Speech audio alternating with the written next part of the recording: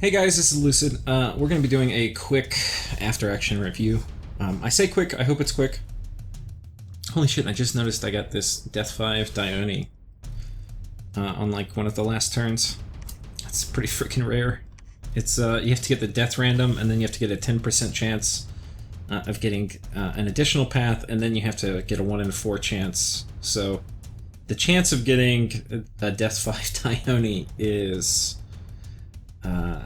let's see, this is like 2%, but then it's an additional, like, divided by 4, so it's like 0.5% or something like that. So yeah, that is pretty freaking lucky. Anyway, so we're going to be talking about a few things. We're going to first, I think, I'll just summarize again kind of my thoughts on the game, and then I think I did a lot of that last episode. We're going to do score graphs. Then I'm going to talk about different builds. Yeah, so let's get into it. I can't actually remember. I recorded the last episode before my vacation. It seems like forever. Anyway, let's get into my brief summary. We had a very lucky starting position on this planet. This map is super wonky.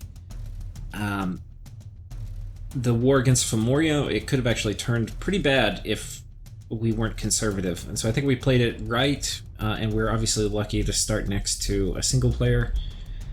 But he was very he played very well. I think Abyssia and Rus, Rus I think did fine. Abyssia really were missing on the Holy Scourge Assassins, because those were going to be pretty hard. We were really scared about that. So anyway, that ended up being pretty easy. We had really great site-searching luck. I ended up wasting a ton of troops when we started fighting these guys. Agartha did fine. I think Agartha, they had the worst starting position, I think, as a team, just in that, like, Kinam had a fine starting position, but Agartha to be stuck on this moon kind of sucked. So yeah, I mean, I won't say we were super opportunistic the whole time, because, like, this was opportunistic, but that was a pretty nice opportunity. This, we were actually facing into one of the harder people we were going to attack. And then this was a little opportunistic, going after Agartha Hinnom, but we basically figured this war was not settled yet on this planet, and the longer... Like, if we fought them, there's a good chance Agartha Hinnom would have attacked us, but if we fought Agartha Hinnom, we didn't think there was a big chance that Kalisa and Sarmatia would attack us. So anyway, that was the reason for attacking them. And then, yeah, I think this basically, all the fights here at the end showed that, well, we were missing something, so we didn't bring our blood, like our vampires down here and other stuff, which was going to be important. But I think this also showcases the highlight of, or some of the highlight, or it highlights some of the problems with playing with demons in the late game, which basically, once Demonic Cleansing comes out, you're kind of in some trouble. It's actually really hard. But yeah, I think that's kind of a brief summary. We talked about that last time. Let's go ahead and look at the score graphs. So score graphs, got a lot to see here. Provinces, you can see that Abyssia actually was kind of top dog for a long time, right? So we were rightfully scared of him. His partner, Rus, was kind of only middling. For us, you can see Lanka was actually second for a fair amount of time. Myself, where am I? Yomi, we were like top of middle of the pack until the end when we were second next to Lanka. But for a lot of the early game, we were middle of the pack. Late, by early mid game and kind of mid game, we were middle of the middle of the pack. Who else? What else is interesting here? You can see that actually Atlantis did pretty good. Atlantis was second place in terms of provinces, so conquering Niflheim and whatever ended up being pretty good for them. And then Relay was actually in third for a while. What happened to me? Oh no, I just had deleted me. So, I'm sorry, they were third and fourth. So yeah, they did pretty well. They were definitely... I didn't even really think of them as second contenders. I always thought of, like, the second place in terms of teams. I always thought of that in terms of Bandar Log and Sarmatia. So let's take a look at those guys. Bandar Log. So Sarmatia actually came out of the grate, was doing awesome. right? Like huge. I guess they attacked one of their neighbors here or something, and then it didn't really go exactly terribly well. You can see they kind of got beaten down to almost half their size, and then they came up. So they actually had a pretty rough early game, which that's something I didn't really know, but that makes sense. And then Bandar Log. See, actually, they were kind of getting their asses kicked here, and I don't know how this all played out. I know they're probably watching this video, so if you guys want to comment like what this dip was here, I'm guessing this was the Helheim Oceania War. That it seems like y'all didn't really do very well, and I guess maybe during this time did y'all get Russ involved? No, I don't know what happened. How did you guys pull it? Were y'all just kind of like losing this war and then y'all turned it around? Or kind of what happened here? That would be kind of interesting to know. So yeah, that's their score graph. At the end, if we look at them, they were definitely like when we kind of started going to war with them was right around here. And as a team, they were probably in second or third place, which is kind of what I expected. Once we started fighting them, you can see it kind of got pretty bad. Bandar Log, though, actually ended up doing kind of fine. They actually ended up growing towards the end of our war. I'm not actually sure why that is. I mean, they probably... I guess what happened is they probably ended up being the one that reclaimed a lot of the territory that was previously Kalas's. So, probably what happened. Where's Agartha? Agartha kind of bottom of the pack most of the time. Their partner, Hinnom, actually had a nice little run. Right, so Hinnom, you can see, actually was doing really well. For a period, they were the third biggest nation in the game. So they were doing pretty good on their planet. I think when we attacked them, it was kind of a bummer for them. God, they just had such a hard starting position. They really did. So here's Agartha, yeah. So, you know, these guys were probably... I would say Lanka, like, stood out being...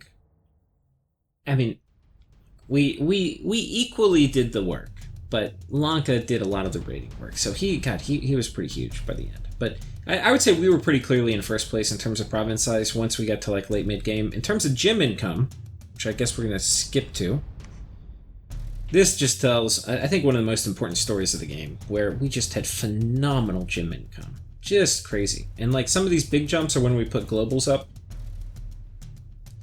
But, I mean, by the end of the game, we had more gem income than everybody else put together, I think. So yeah, this was pretty huge. But, I mean, like, look, here we're still a head and shoulder above everybody else, relatively. Pretty early in the game. So we've had just great gem income all game. I think this is probably the single biggest reason we won. Was just this phenomenal gem income graph. In terms of forts, you can see we are both, Lanka and I are both up there at the tippy top.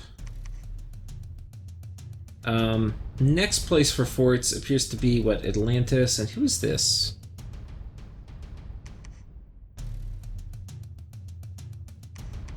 Hinnom did pretty good in terms of forts until the end. Wasn't Zabalba.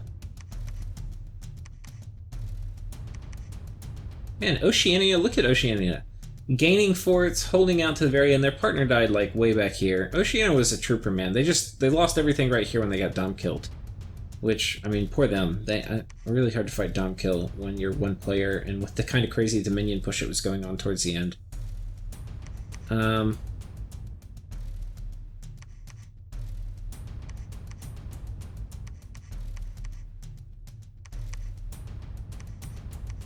Oh, Sarmatia. Yeah, so Sarmatia was looking pretty good in terms of forts. Who is this? That wasn't Lanka or me.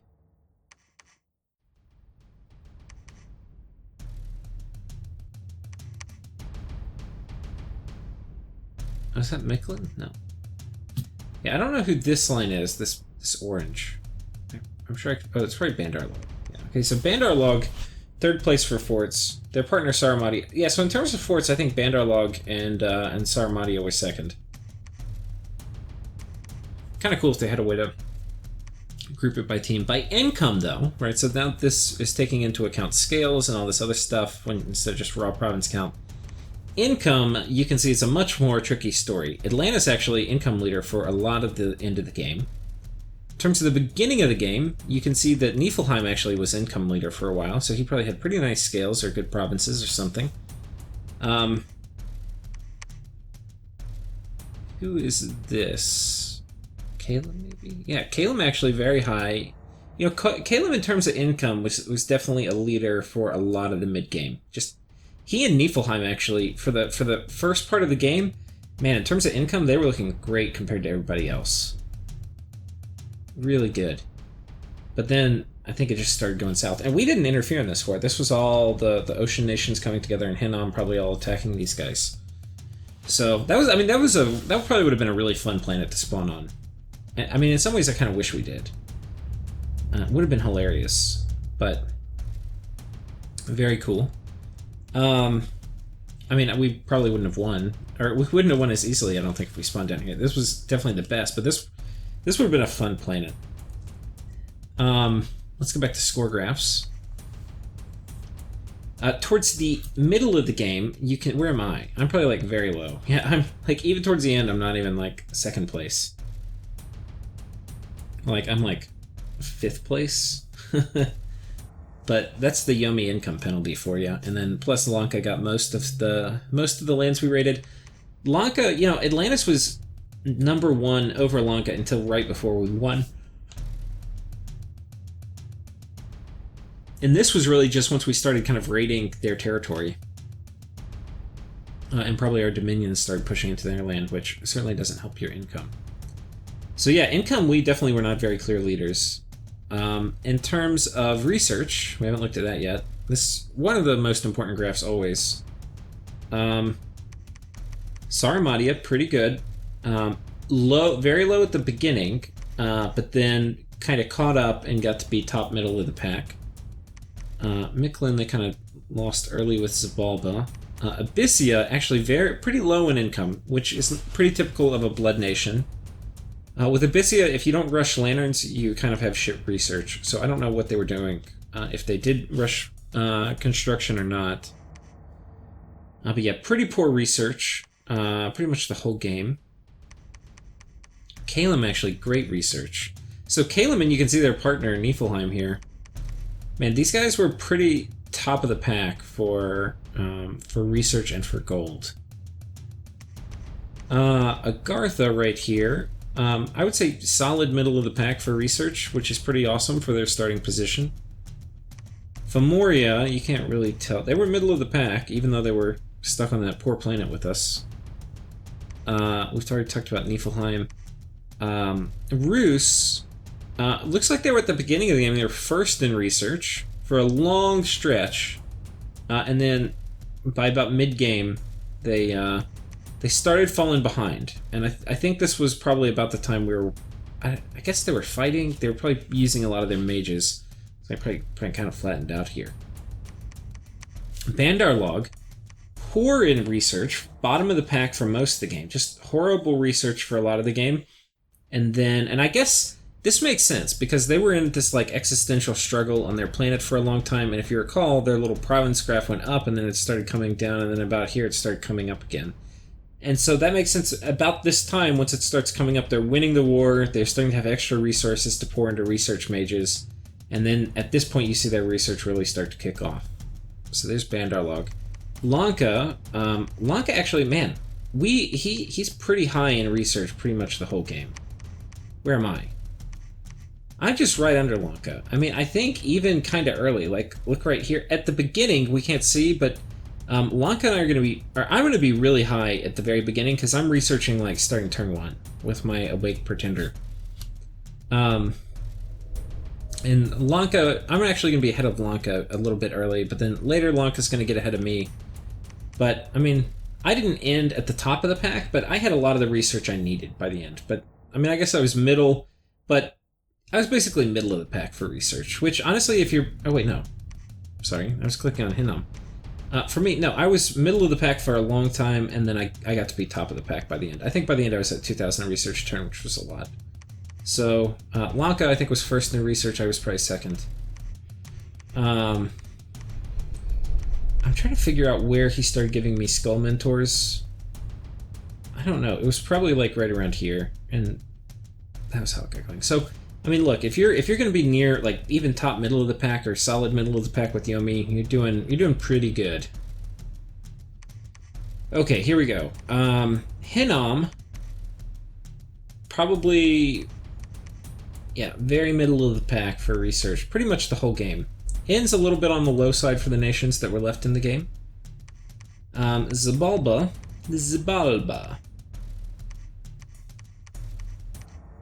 lower middle of the pack. Atlantis, now Atlantis, you remember, had a ton of income. So unlike Calum and Niflheim, which had a ton of income. Wait, no, when did... Let's go back here. Well, yeah, they had a fair amount of income. So Atlantis didn't actually convert a ton of their research. I mean, a ton of their gold into research.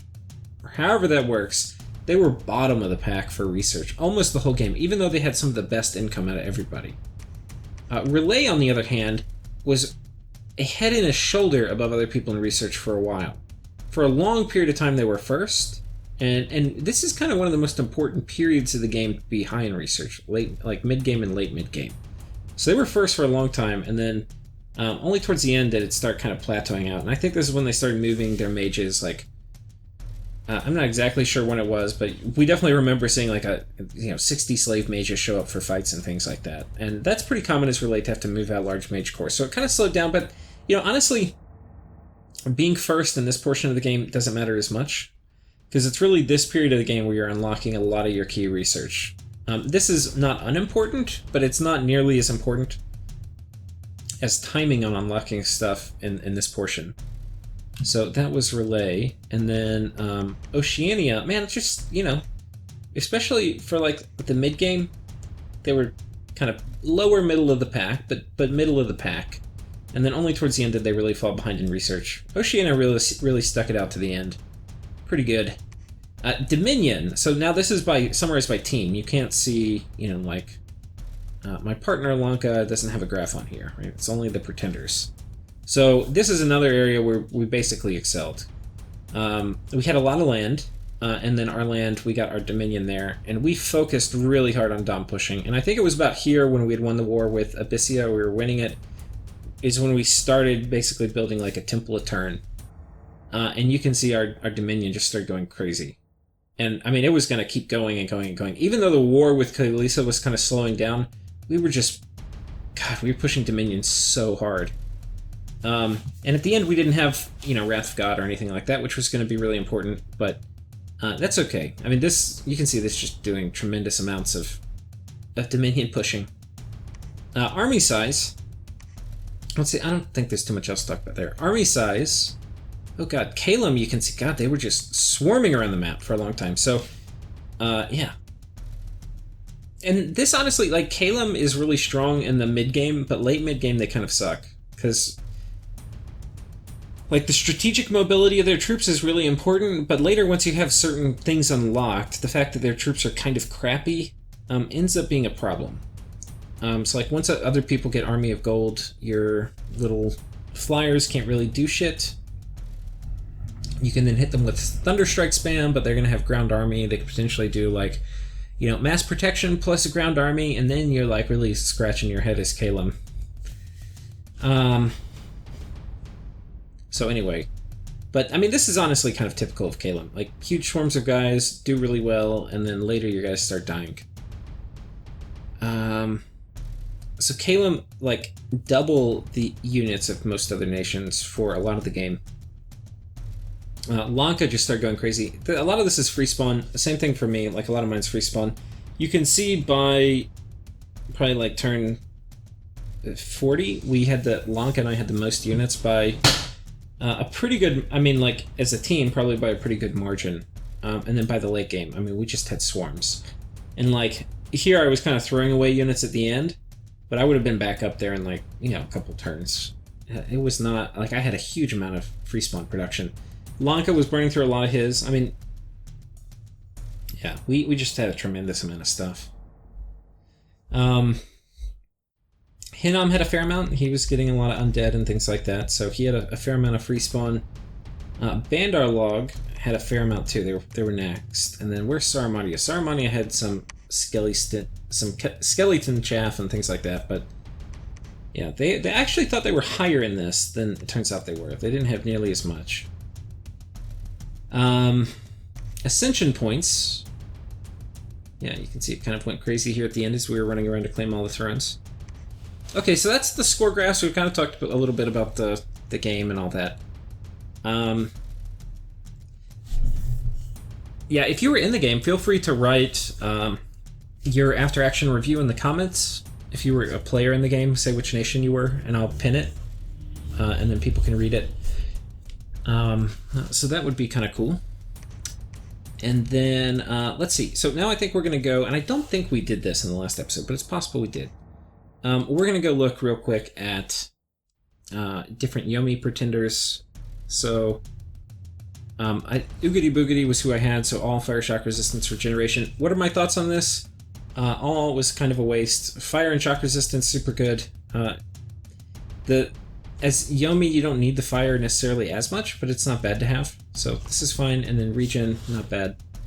Regen, I do think is nice. I mean, it's one of the things you're going to have trouble getting, like, casting on your Oni. I mean, you do have nature mages who, in theory, can cast it, but you don't really want to... I mean, Dioni have pretty awesome map movement, and getting little human mages to keep up with them, to fluff them, I think regen is definitely something it's high value on Yomi.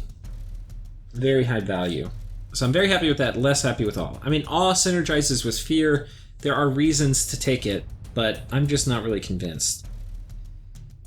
So, this is... we learned about repel builds. Yomi can do it. The reason I think that going for a more repel-oriented build is good on Yomi is that you don't have many counters to Holy Scourges. Holy Scourges aren't as oppressive now that they're 10 fire instead of 5, which with a hammer means it's like 8 fire instead of 3, which is over twice as expensive. So that is a pretty strong buff to Yomi in the new patch, but yeah, I think having things which are going to enable you to do a repel build are going to be pretty good. Because, again, it's one of the only ways to really survive Holy Scourges for any number of turns. So this is kind of just one example. We've got shock resistance, we've got blood surge, we've got reinvigoration. I ran into a lot of reinvigoration problems in the early part of the game. We got regen, and that's why we used this chassis. And then water walking, which just means we can cross rivers, which on this map was actually kind of annoying. There were quite a few times rivers really slowed down my Oni. So not bad. You could also do something like cold resistance. That may be better. Shock resistance good, and attack resistance and attack skills good. So, but basically with blood surge, we're going to be getting 3 attack. With this, we're going to be getting 5. So plus 5 attack, pretty solid. Yeah, this is, and we have pretty good scales. I mean, our Dominion kind of sucks, but that's actually okay because you're not super excited about pushing your Dominion as Yomi. But we've got the Drain, which I think is actually the way to play Yomi, and then we've got Luck and Growth, which is fine, I think. You could taking Growth is still kind of tough. I mean, Growth got nerfed some, so yeah, you could potentially tank it, and it's less oppressive than it was, and then you can have a stronger Bless. This also is going to make I forget exactly how you say it. Anyway, your death summons, they're going to be pretty killy with this. Blood Surge is nice, so is the attack skill. Shock resistance is nice. Oh, we do have cold resistance. Yeah, this is pretty fine.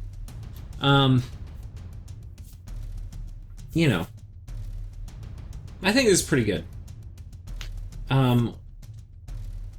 What is this guy? You can also potentially, if you wanted to, you could take better scales. You could go imprisoned and give up the regen. You don't need the regen. The regen is nice, though. It's very nice. but you're paying a lot for it. You're paying a ton of design points. So you could go for you could go for a very, very strong build if you took an imprisoned guy. Let's actually make one of those real quick. If we were to do an imprisoned Yomi pretender, what would we do?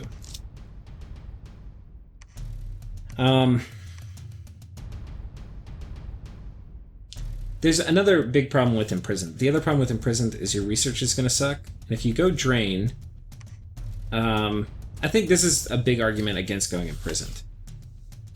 Your research is going to suck at the beginning of the game. Because you're going drain, you rely on early research to get construction, which is going to give you items for your Dione, but it's also going to give you all the research boosters, which is kind of the name of the game for you. So we'll kind of look at it and see what we would do, but it's probably not going to be. I think I would prefer, even though this is going to be.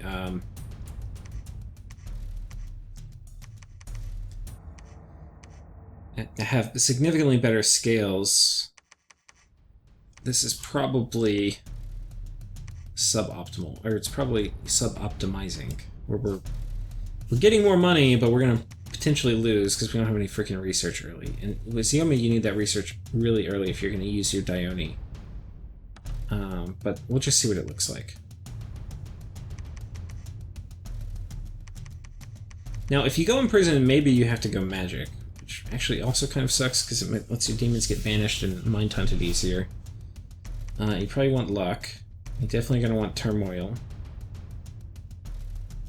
I don't think there's. I guess you could go this. What's the income? So this is neutral income scales. Pop it up a little bit more. No. Yeah, probably not worth it to take any of this, but maybe you go I think this allows you to get your first Dione one turn earlier if you don't completely tank this. We have a fair amount of design points left. You know, we could do defense skill, minor cold resistance.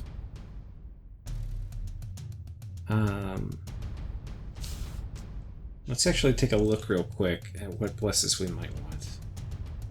If you hit B, it pulls this up where you don't even have to... What did I hit?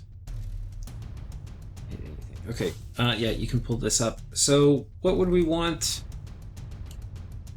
Larger is not horrible.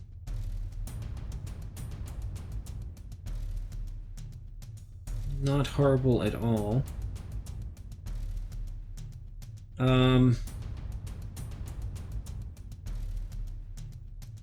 You know, recuperation would be pretty cool.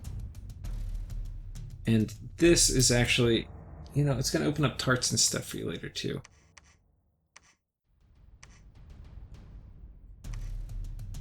Probably better in the long run than regeneration.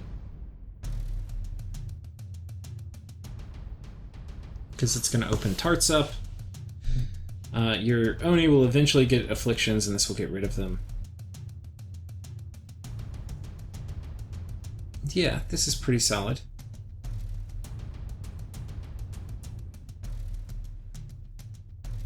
You don't have any old age dudes, do you? I don't think so. You just have this guy who's not sacred. So, yeah, I mean, I think honestly, look, you get slightly better scales. Not really even. I mean, we just took magic. Yeah, I think this is kind of not very good. You need that awake research. But you could do something like this, and you could play with it and see. Maybe you delay getting Oni pits up and you get some of your cheaper researchers. I think if you go magic scales, like these guys are pretty legit for research. So are these guys. So you could potentially get them and use them to kind of get your initial research going. Problem is your Dione are going to come online much later since they're not going to have any of the early alteration research or construction research done very quickly.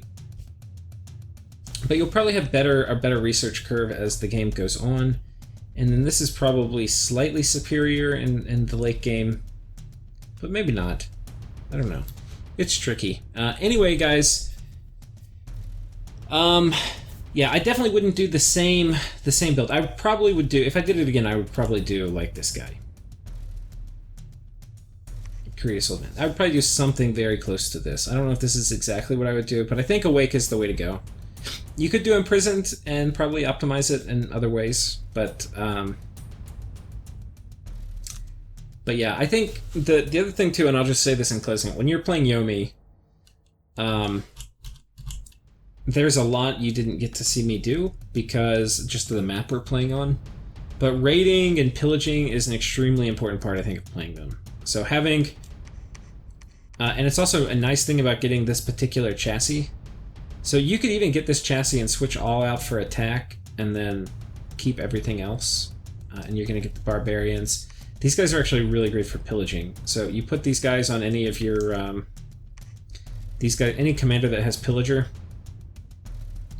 And you can use them to raid, and it's going to be very hard for somebody to win a long-term war when you could either be moving your Oni stack around, which they're going to be having to be prepared to fight.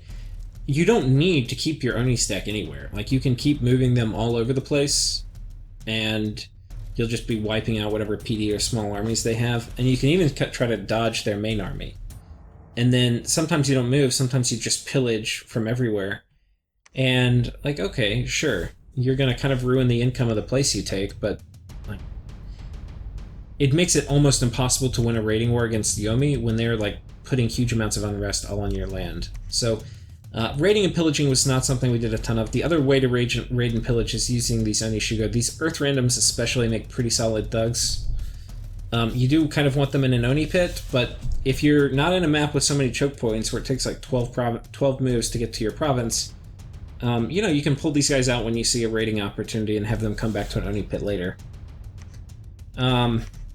Region's also probably pretty good for these guys in terms of their HP's higher because of Gift of Health, but yeah, Region probably is going to make these guys a significantly better thug. You throw any item like that gives auto bless, like the Sacred Flask, and then they can kind of go ham.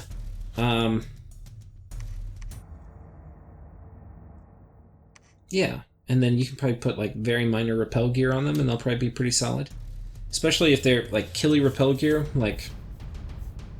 though, these guys would be a candidate for larger, because once you get size 4 you get a longer weapon, so then something like a Frostbrand on them plus some other weapon, they're going to get a fair amount of repels, they'll be very killy, they'll do a good job kind of killing PD. So, I don't know. I think larger is an option for these guys for a Bliss, but probably not optimal. Hard to say. But yeah, you can raid with these guys, you can pillage. That's something you didn't see me do a lot of. Probably something we could have done more over here if we were really thinking about it. But I think we were just kind of trying to end the game. Final thoughts, I think. We've kind of talked about Pretender, we've talked about a bunch of stuff. How do I think this nation is in terms of strength?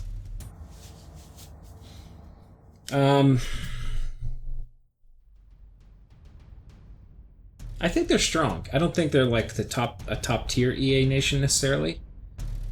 But I think they're strong. I think any nation that can get a fair amount of free spawn is going to do pretty well.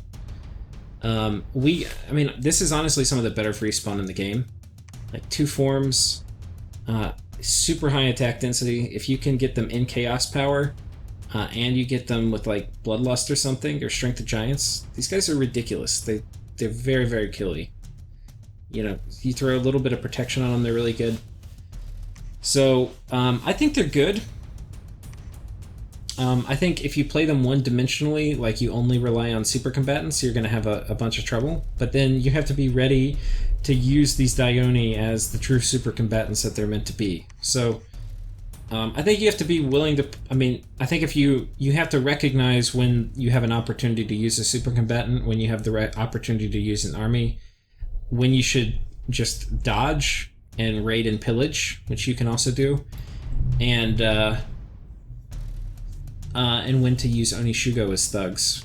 And I think if you do that pretty well, I think you have a very real chance of winning a game with Yomi. Their research is kind of bad, not horrible, but you may struggle with some mid-game important timings. So like if somebody else gets Fog Warriors, like if you're fighting Kalum and Kalum gets Fog Warriors well before you do, and they have like magic weapon troops with Fog Warriors, and some way of dealing with Dione. Yeah, I mean they'll kind of mess you up. So those are things that like how well are you going to deal with the threat if you're being able to win a game. Like those timings are going to matter a lot, and if you're low on research, like basically you either need a very strong dominant strategy that's going to be hard to counter, and we kind of have that with Free Spawn, and we kind of have that, but we don't really have that with Dione. Dione are too easy to counter. They're not like a dominant strategy. They're like a very good card that's in your hand. So then you end up needing to have other things to deal with stuff when you don't have a dominant strategy, and you don't have a ton of flexibility. Like we have some flexibility. We can choose to raid, we can choose to run, we have thugs, we have super combatants. We have some flexibility, but if other people are hitting timings and they have bigger armies or better armies or more elite troops that like are going to be immune to Kooni, it can be tough. The other thing we can do, and I didn't mention it a lot, is you can skelly spam. Somebody attacks this, and we have all these guys create skeletons. Like somebody attacks an Oni pit, and the Oni pit is making skeletons. Like it is a lot of freaking skeletons. And a huge amount of skeletons with one guy behind it casting Drain Life, which Drain Life, guys, is very early, right? Like, Drain Life is in range of, like, your god is going to be, if you take an Awake God and they're going to be researching, they can get you pretty quickly to Alt 5. And if you're dealing with other thugs or super combatants, you take a Death Random Dione, so they're going to be Death 4, and you just throw a Skull Staff on them, and then they can spam it out really, really good. Actually, you don't even need to. Any of the Death 4s can do Drain Life. So just put them on Advance and cast spells. They'll do Horde of Skeletons, and they'll do Drain Life. Yeah, I think this map actually makes playing Oni way worse. Or Yomi way worse. If you're on a normal map, they're way stronger than they are on this map. The only thing I would say is the one thing I was able to get out of this map was not building palisades on Oni pits. If you have an Oni pit and you don't have palisades there, you're putting so many of your eggs in a basket when you have an Oni pit. Like, all your researchers are there, all your research items are there, and to have unforted research items sticking out, like, what happens if somebody had a super combatant who, or, like, they teleport in people that are going to do, like, 4 earthquakes or something. I mean, you don't know what it's going to be, and it may be something very improbable, but if they're going to kill literally all of your research, or, like, half of your research and all of your research items by just, like, coming in and nuking shit, and you have no idea what they could do. Like, they can do it magic phase, they can do it with flyers, like, Kalum could, like, break their nap if they were right here, right, and, like, fly 3 provinces and hit me with, like, 2 armies that, maybe they were, like, kind of suspicious on my border, but they come in and just nail an Oni pit. So, I think you want to have these, if you're on a normal map, you want to have them forted, like, with just the palisades.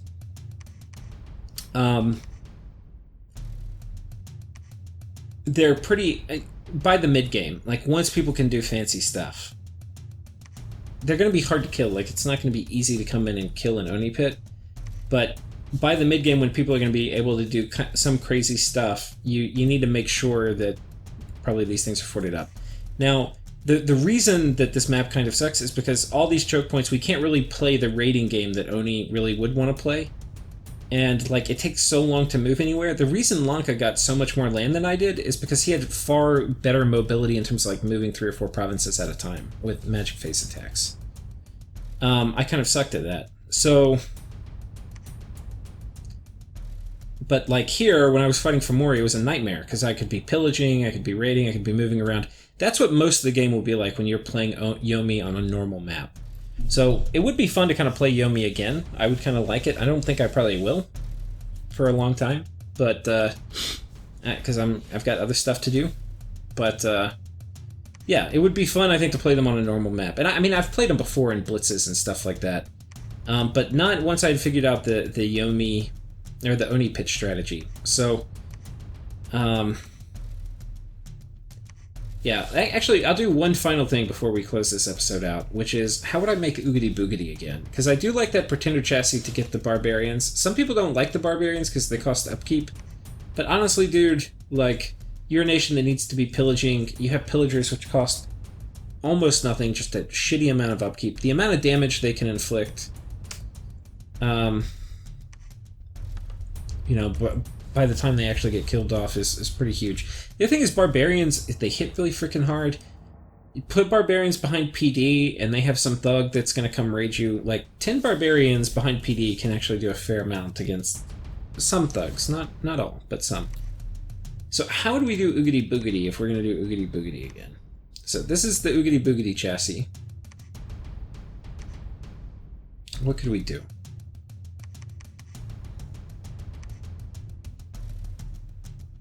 We could do attack twice. We could do fire and shock resistance, which I think is something you definitely want. We're going to be awake. We're going to tank these. I think we tank this one less than we did, because getting that first Stoniad actually is going to matter a lot for expansion. Tank that all the way. Heat up. God, we got a ton of design points. Holy shit.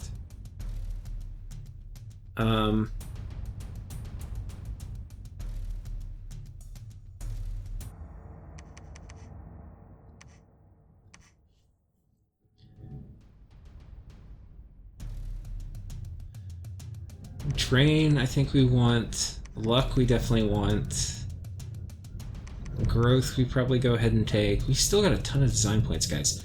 We could go regen. I think, yeah, you probably do want to go regen.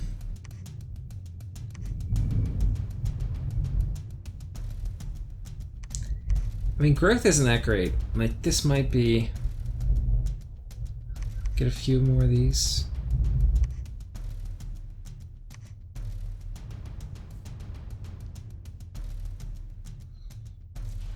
Yeah, it's probably a little too much Dominion. You don't really care about Dominion that much.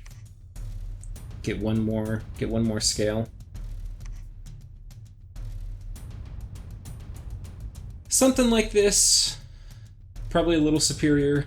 Don't have awe, but I don't think awe is that important. I mean, it's probably better on your Shikomi, but I don't know. 2 attack, but getting 4 attack is pretty sick. Blood Surge, Regeneration. This is definitely going to be better for your Shikomi, I think. It's going to make your Shikomi really killy. Anyway, this is something you could do. Basically similar build, but gets rid of all, adds Blood Surge and additional attack. It's basically, yeah, it's going to make your Shikomi little murder machines. And it's going to make your Dione better at repelling, if that's something you want to do. It's also going to give you some better blood options. You can't teleport this guy around, and blood hunting your cap is kind of a no-no. And you can't really get vampires. Yeah, it might be worth on a rainbow getting the blood death cross path for vampires, but I mean, that's honestly like a late game thing, and you can empower blood. Getting astral, we already have magic weapons. You don't really need astral. Yeah, I don't know. If you want a rainbow, you could get some astral, and what that will allow you to do is to teleport this guy around and then have him blood hunt somewhere once he's done researching. But yeah, probably not super optimal. Anyway, this is another kind of build you could do. You can do a lot of different things. Honestly, you can. I don't know if Scales Yomi is a thing. I think the income malice is too hard to really rely on Scales Yomi, but I mean, you could probably do it. Like, once you have the research, do you really need regen? Not really. You could scrap this. If we went Scales Yomi, what would it look like? We're still probably going to want Turmoil. Though you don't really need Turmoil to do a Yomi bit.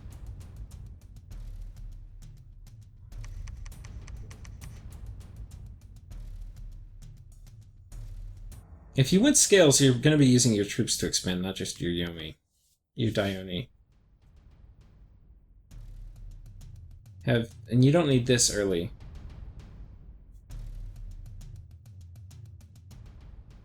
You don't really need Blood Surge. Yeah, I mean, you could do something like this. Then take a one scale hit somewhere. So you could do this. Now the problem is you're gonna have not bad income with this, but you're not gonna have great. Because basically you're gonna get an income malus, which Yomi gets, which is gonna wipe out any kind of gains you got. So is this good? Not really. But you basically are going to play with a researcher. You're going to be expanding with your normal troops. You'll switch to Dione a little later. But you'll probably have better research. I think you probably could play this. Oh no, the problem with this is you're going to get... I think you actually do have to kill that. Because your Chaos Power is going to fuck you. Yeah. But then you actually end up getting more design points. What would you do with these? We're still going with an Awake Researcher, so... we tapped out on everything else. Yeah, we could get rid of Temperature. That's probably worth being Fire.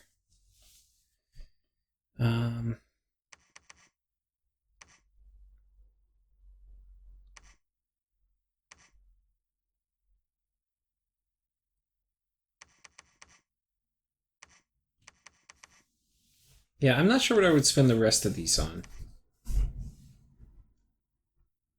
Maybe this so he could Blood Hunt.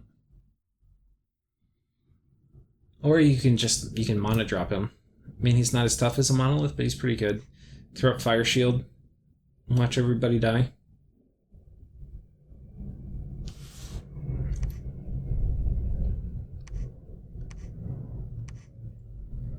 Wouldn't be bad.